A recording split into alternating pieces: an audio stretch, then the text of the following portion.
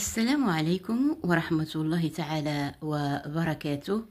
تلامذتي الأعزاء، سأقرأ عليكم هذا النص على أساس أننا سنقوم بتصحيحه في الفيديو القادم إن شاء الله، ونشرحه في نفس الوقت.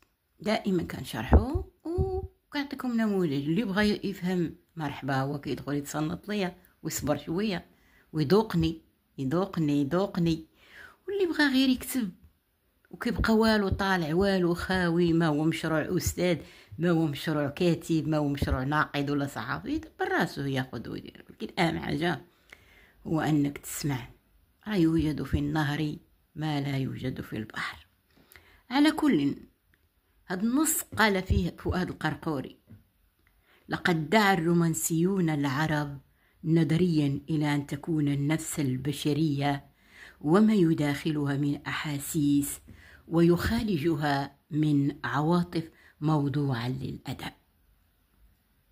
ولا شك في أن هذا التصور جعلهم في ممارستهم الأدبية يقبلون على أنفسهم، يرسمون أشواقها ومشاعرها وتطلعاتها ونزواتها. باش كيقولوا لي سؤال داس،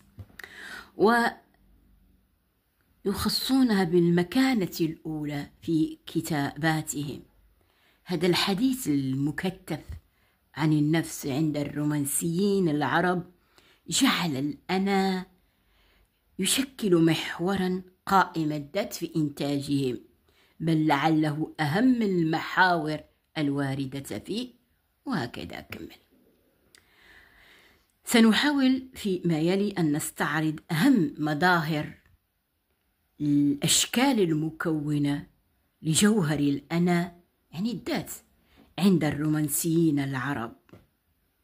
إن الإحساس بالغربة والوحدة يعد من أبرز خصائص الأنا في الرومانسية العربية، بمعنى من أهم خصائص الاتجاه الرومانسي هو أن الشاعر يعبر عن ذاتيته من خلال وحدته وغربته، لأن أغلبهم كانوا شعراء المهجر. وحتى الغربة داخل الوطن، الاغتراب، ما أقصى أن تكون غريبا وأنت وسط الأحباب. هذا الشعور هو في واقع الأمر نتيجة الوعي المتوهج بالذات المتضخمة.